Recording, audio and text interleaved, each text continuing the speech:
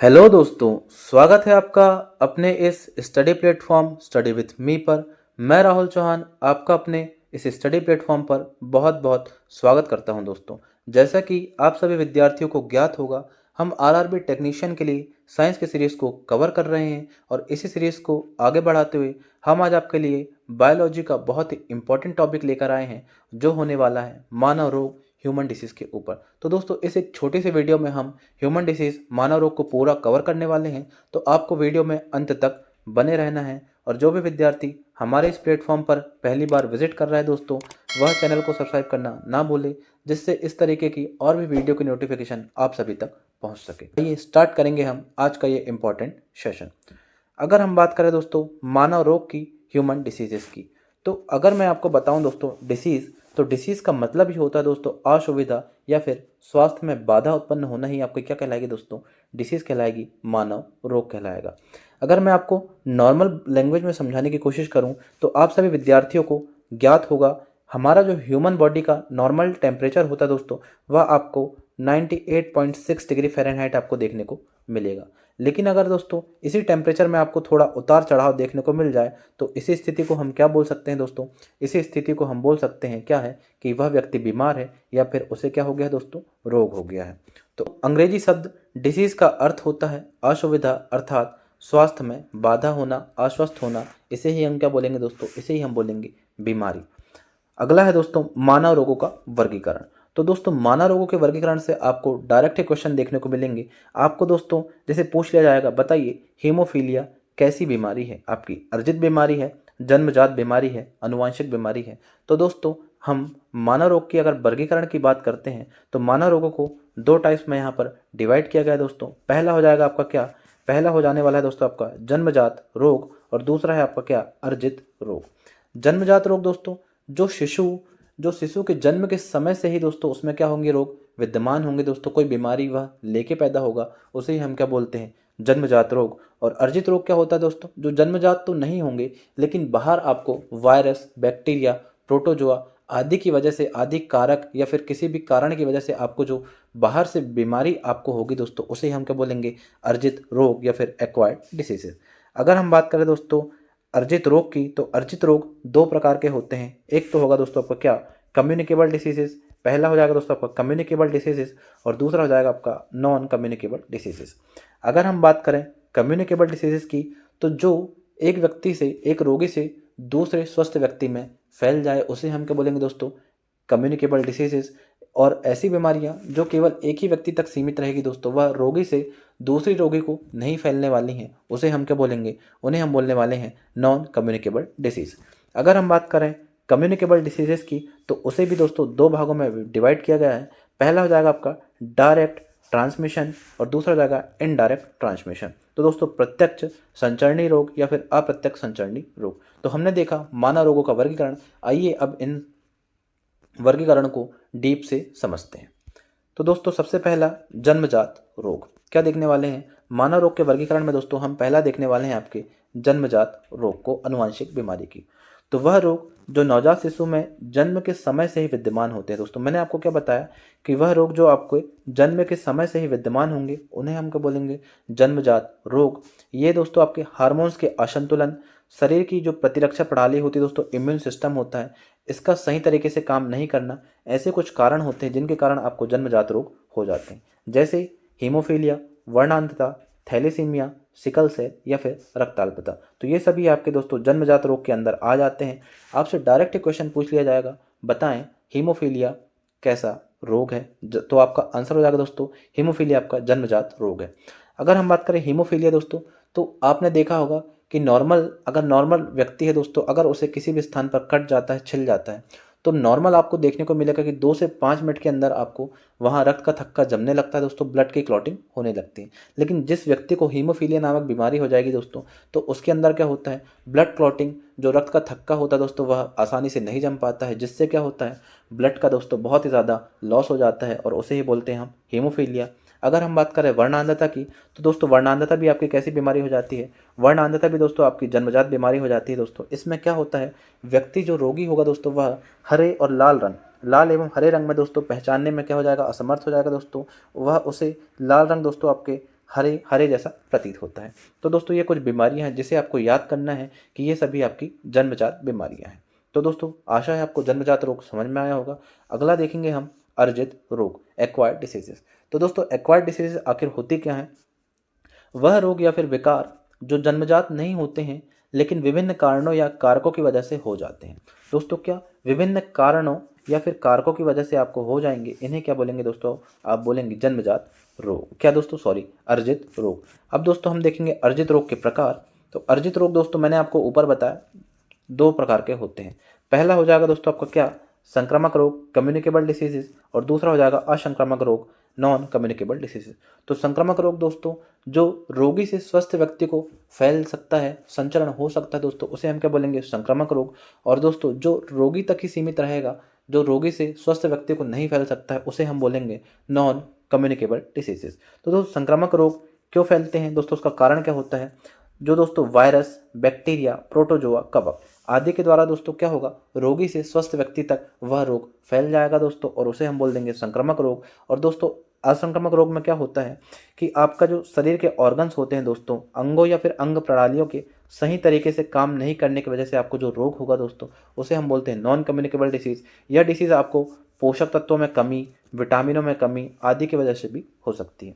Cancer दोस्तों, जैसे कि आपका कैंसर में क्या होगा दोस्तों? कैंसर में आपकी जो कोशिकाएं होती है दोस्तों, जो सेल होती हैं, उनकी अनियंत्रित वृद्धि होने लगती है, जिससे जो कोशिकाओं का दोस्तों एक गुच्छे के टाइप बनने लगता है, और उस बीमारी को हम क्या बोलते हैं दोस्तों? कैंसर। और कैंसर दोस्तों आपका नॉन कम्युनिकेबल डिसीज हो जाती है। यह आपका मोस्ट इंपॉर्टेंट क्वेश्चन बन जाता है। बहुत बार क्वेश्चन पूछा गया दोस्तों, बताइए कि जो कैंसर है वह आपकी कम्युनिकेबल डिसीज़ है या फिर नॉन कम्युनिकेबल डिसीज़ है? तो दोस्तों आपकी जो कैंसर हो जाएगा वह आपकी नॉन कम्युनिकेबल डिसीज़ हो जाएगी दोस्तों। एलर्जी, जैसे कि अगर हम बात करें एलर्जी, दोस्तों किसी को डस्ट से एलर्जी होती है, किसी को किसी अन्य चीज़ से एलर्जी होती है दोस्तों, लेकिन वह एलर्जी कैसी? नॉन कम्युनिकेबल डिसीज़ हो जाएगी। जिसको जिस व्यक्ति को जिस चीज़ से, पर्टिकुलर चीज़ से एलर्जी है दोस्तों, वह किसी और को नहीं फैल सकता। जैसा कि अगर हम बात करें कि मुझे अगर डस्ट से एलर्जी है, तो दोस्तों यह मेरी बीमारी है, मेरी नॉन कम्युनिकेबल डिसीज़ है, यह केवल मुझ तक ही सीमित रहेगी। मेरे संपर्क में जो व्यक्ति रहता है दोस्तों, ऐसा नहीं होगा कि उसे भी डस्ट से एलर्जी होने लगे। तो दोस्तों एलर्जी, कैंसर, ये आपके लिए मोस्ट इंपॉर्टेंट पूछे जाते हैं कि बताइए यह आपकी कम्युनिकेबल डिसीज़ है या फिर नॉन कम्युनिकेबल डिसीज़ है। चलिए आगे पढ़ेंगे। अब दोस्तों हम देखेंगे कम्युनिकेबल डिसीज़ के जो संक्रामक रोग होते हैं दोस्तों, उनके प्रकार। तो अगर हम बात करें संक्रामक रोगों के प्रकार की, तो यह भी मैंने आपको बताया 2 प्रकार के होते हैं दोस्तों। पहला आपका हो जाएगा डायरेक्ट ट्रांसमिटेड डिसीजेस, और दूसरा इनडायरेक्ट ट्रांसमिटेड डिसीजेस। तो दोस्तों डायरेक्ट ट्रांसमिटेड क्या होगा दोस्तों? जैसा कोई स्वस्थ व्यक्ति है, उसमें दोस्तों वह सीधे श्वास के द्वारा या फिर वायु के द्वारा दोस्तों क्या होगा? वायरस या फिर बैक्टीरिया उसके अंदर प्रवेश कर जाए दोस्तों। तो दोस्तों यह क्या है? सूक्ष्म जीवी जनित कुछ रोग सीधे आपके अथवा श्वास के द्वारा संक्रमित व्यक्ति से स्वस्थ व्यक्ति तक फैल जाएंगे। और अप्रत्यक्ष में क्या होगा दोस्तों? वेक्टर, वाहकों के द्वारा संक्रमित व्यक्ति से, इसमें क्या होगा दोस्तों? वेक्टर के द्वारा संक्रमित व्यक्ति से स्वस्थ व्यक्ति में फैलते हैं, इसे हम बोलेंगे इनडायरेक्ट ट्रांसमिटेड डिसीज। तो दोस्तों जो मोस्ट इंपॉर्टेंट क्वेश्चन बनते हैं दोस्तों, वो यहाँ से आपको देखने को मिलेंगे। परीक्षाओं में आपको डायरेक्ट क्वेश्चन देखने को मिलते हैं। बताइए एड्स एक कैसी बीमारी है दोस्तों? विषाणु जनित बीमारी है या फिर बैक्टीरियल बीमारी है या फिर कवक जनित बीमारी है? तो दोस्तों आपको इन सभी बीमारियों को याद करना है कि कौन सी बीमारी वायरस से होती है और कौन सी बीमारी आपको बैक्टीरिया से होती है, और किस बीमारी से आपके शरीर का किस अंग प्रभावित होता है। तो आपको इस टेबल को दोस्तों बहुत ही ध्यान से पढ़ना है और ध्यान से समझना है। तो दोस्तों हम सबसे पहले देखने वाले हैं विषाणुओं से होने वाले रोग। किसको दोस्तों? विषाणुओं से होने वाले रोग। तो विषाणुओं से दोस्तों जो वायरल डिसीज होती है, सबसे पहले दोस्तों हम देखेंगे एड्स। एड्स में क्या होता है दोस्तों? एड्स में दोस्तों आपका प्रभावित अंग होने वाला है WBC, वाइट ब्लड सेल्स। प्रतिरक्षा प्रणाली आपकी दोस्तों क्या हो जाती है? डिस्टर्ब हो जाती है, और दोस्तों यह आपके HIV वायरस से होता है। डायरेक्ट क्वेश्चन आपसे पूछा जाएगा, बताइए एड्स में किस वायरस के कारण एड्स आपको होता है? तो आपका आंसर हो जाएगा क्या? HIV virus. तो HIV वायरस के कारण दोस्तों आपको एड्स होता है, और यह आपके प्रतिरक्षा प्रणाली को क्या करेगा दोस्तों? डिस्टर्ब करने वाला है। अगली जो बीमारी है हमारी पोलियो, और पोलियो दोस्तों आपको, पोलियो से दोस्तों आपका गला, रीढ़, ये आपको क्या होंगे दोस्तों? प्रभावित होने वाले हैं। अगली जो बीमारी की बात करें इन्फ्लुएंजा, अगली बीमारी है आपकी इन्फ्लुएंजा। इन्फ्लुएंजा से दोस्तों आपको संपूर्ण शरीर आपका जो होता है प्रभावित होता है, और इससे दोस्तों आपको मिक्सो वायरस के द्वारा आपको क्या होता है? इन्फ्लुएंजा होता है। अगर हम बात करें चेचक की, तो चेचक भी आपकी कौन सी दोस्तों? चेचक भी आपकी कौन सी बीमारी है दोस्तों? चेचक आपकी वायरस वाली बीमारी है, और इसमें आपका संपूर्ण शरीर क्या होता है दोस्तों?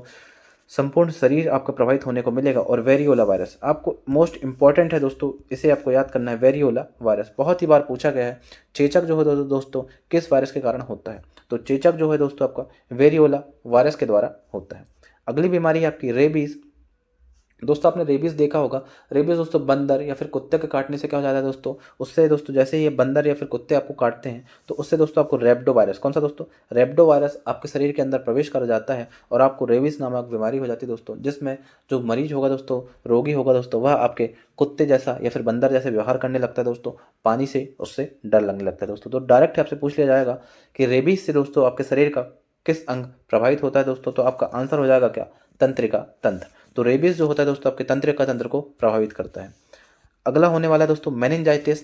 मेनिनजाइटिस जो है दोस्तों आपको एक वायरल डिसीज है और यह आपको मस्तिष्क को प्रभावित करने वाली बीमारी हो जाती है। आपसे दोस्तों डायरेक्ट क्वेश्चन पूछ लिया जाता है, बताइए मेनिनजाइटिस किस अंग को प्रभावित करता है, तो आपका आंसर हो जाएगा क्या, मस्तिष्क। तो ये जो टेबल जो मैं आपको पढ़ा रहा हूँ दोस्तों, यह आपको बोरिंग ज़रूर लग रही होगी, लेकिन आपके एग्जाम की दृष्टि से यह बहुत ही ज़्यादा इंपॉर्टेंट साबित होने वाली है। तो आपको इस टेबल को अच्छी तरीके से पढ़ना है दोस्तों। अगली जो बीमारी होने वाली है वह है हमारी हर्पीज़। और हर्पीज़ जो होता है दोस्तों आपके त्वचा को प्रभावित करता है। अगला है खसरा। खसरा आपके दोस्तों संपूर्ण शरीर को प्रभावित करने वाली है और यह मोरबिली वायरस के द्वारा फैलती है दोस्तों। अगला है आपका ट्रोकोमा। और ट्रोकोमा आपके आंख को प्रभावित करने वाली बीमारी है दोस्तों। अगली है आपकी हेपेटाइटिस और जो आपके किसको दोस्तों, यकृत, किसको दोस्तों, यकृत को प्रभावित करती है। हेपेटाइटिस दोस्तों मोस्ट इंपॉर्टेंट बीमारी है, आपको इसे अच्छी तरीके से याद करना है दोस्तों। हेपेटाइटिस जो है यकृत को, लीवर को प्रभावित करता है। अगला बात करें दोस्तों छोटी माता। छोटी माता दोस्तों आपके संपूर्ण शरीर को प्रभावित करती है और यह वेरिसेला वायरस के द्वारा होता है दोस्तों। अगली जो डिसीज होने वाली है वह देखेंगे दोस्तों हम, बैक्टीरिया से होने वाली बीमारी, जीवाणु के द्वारा होने वाली बीमारी। तो दोस्तों सबसे पहला है आपका टिटनेस। जो टिटनेस से दोस्तों आपका तंत्रिका तंत्र प्रभावित होता है दोस्तों। क्या होता है दोस्तों, टिटनेस आपके तंत्रिका तंत्र को प्रभावित करता है और यह दोस्तों क्लास्ट्रीडियम टेटेनी द्वारा, जीवाणु द्वारा क्या होता है दोस्तों, फैलता है। अगली बीमारी है हैजा। हैजा आपके दोस्तों आंत को प्रभावित करती है और यह विब्रियो कॉलेरी नामक जीवाणु के द्वारा आपको देखने को मिलेगा। टाइफाइड दोस्तों आपकी आंत को प्रभावित करती है और यह साल्मोनेला टाइफी द्वारा आपको देखने को मिलेगा दोस्तों। तो इन सभी को आपको अच्छी तरीके से याद करना है दोस्तों। ये जो जीवाणु, जो बैक्टीरिया मैं आपको बता रहा हूँ दोस्तों, डायरेक्ट यहाँ से क्वेश्चन देखने को मिलेंगे कि बताइए टाइफाइड किस जीवाणु, किस बैक्टीरिया द्वारा होता है, तो आपका आंसर हो जाएगा साल्मोनेला टाइफी। क्षय रोग जो होता है दोस्तों, जिसे हम टीबी या फिर तपेदिक बोलते हैं, यह आपको माइकोबैक्टीरियम ट्यूबरकुलोसिस के जीवाणु द्वारा देखने को मिलेगा और यह आपके फेफड़े को प्रभावित करता है दोस्तों। डिप्थीरिया दोस्तों आपको कोरोनोबैक्टीरियम डिप्थीरिया के द्वारा होता है और यह आपकी श्वास नली को प्रभावित करती है। प्लेग आपके फेफड़े को प्रभावित करता है दोस्तों। और निमोनिया की बात करें तो निमोनिया भी आपके फेफड़े को प्रभावित करता है और डिप्लोकोकस न्यूमोनिया है, इसका क्या हो जाएगा दोस्तों, बैक्टीरिया होने वाला है। तो दोस्तों इन सभी टेबल को आपको अच्छी तरीके से वीडियो को पॉज करके देख के दोस्तों अच्छे से आपको याद करना है, क्योंकि यह आपको बहुत ही ज़्यादा इंपॉर्टेंट हो जाते हैं और यहीं से आपको क्वेश्चन देखने को मिलेंगे। अगली जो बीमारी होने वाली है दोस्तों वह आपकी प्रोटोजोआ से होने वाले रोग हम देखने वाले हैं। और प्रोटोजोआ से दोस्तों मोस्ट इंपॉर्टेंट आपसे पूछ लिया जाता है मलेरिया। मोस्ट इंपॉर्टेंट हो जाता है दोस्तों मलेरिया। मलेरिया जो है दोस्तों आपको प्रोटोजोआ जनित रोग हो जाता है और यह दोस्तों आपको आरबीसी को प्रभावित करता है दोस्तों और यह प्लाज्मोडियम नामक परजीवी के कारण आपको होता है। पायरिया जो देखा होगा दोस्तों आपने, मशोड़े से खून आना, उसे क्या बोला जाता है दोस्तों, पायरिया, और यह एंटमीबा जिंजीवैलिस नामक परजीवी के कारण आपको पायरिया देखने को मिलेगा। पेचिस की बात करें दोस्तों, पेचिस से आपका आंत प्रभावित होती है और यह एंटमीबा हिस्टोलिटिका द्वारा, परजीवी द्वारा आपको देखने को मिलेगा। अगला है दोस्तों काला ज्वार, जो आपके अस्थि मज्जा को, बोन मेरो को प्रभावित करता है दोस्तों और यह लीशमैनिया नामक परजीवी के कारण आपको देखने को मिलेगा।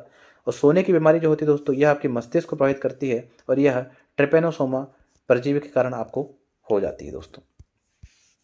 अगला जो बीमारी है वह है आपकी फफूंद, फंगस से होने वाली बीमारियां। तो दोस्तों फंगस से होने वाली बीमारियां भी बहुत ही ज़्यादा इंपॉर्टेंट हो जाती है। आपको डायरेक्ट यहाँ से क्वेश्चन देखने को मिलते हैं, बताइए गंजापन किस कारण होता है दोस्तों, तो आपका आंसर हो जाएगा यह एक फंगस जनित रोग हो जाता है दोस्तों।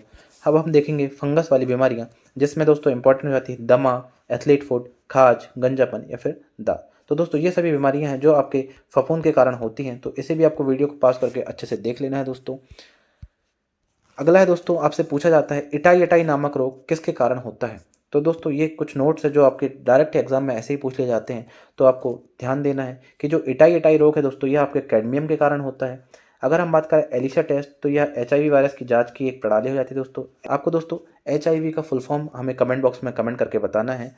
अगला जो है BCG का टीका तपेदिक रोग की रोकथाम के लिए दिया जाता है। बहुत ही बार पूछा गया यह क्वेश्चन है दोस्तों कि BCG का टीका आपके किस बीमारी की रोकथाम के लिए दिया जाता है। तो आपका आंसर हो जाएगा किसकी, तपेदिक, क्षय रोग या फिर काक रोग भी इसे बोला जाता है दोस्तों। तो इसमें आपको BCG का टीका देखने को मिलेगा। तो दोस्तों ये थी हमारी आज की क्लास, जिसमें हमने देखा मानव रोग, ह्यूमन डिसीजेज, जिसमें हमने वायरल डिसीजेज दोस्तों, बैक्टीरियल डिसीजेज, प्रोटोजोआ डिसीजेज और कवक वाले डिसीजेज को देखा दोस्तों। कौन सी संक्रामक रोग है दोस्तों, कौन सा असंक्रामक रोग है, इन सभी के बारे में हमने चर्चाएं की। तो अगर आपको वीडियो पसंद आई हो तो प्लीज़ वीडियो को लाइक करें, ज़्यादा से ज़्यादा दोस्तों के साथ शेयर करें दोस्तों, और चैनल को सब्सक्राइब करना ना भूलें। धन्यवाद। जय हिंद, जय भारत।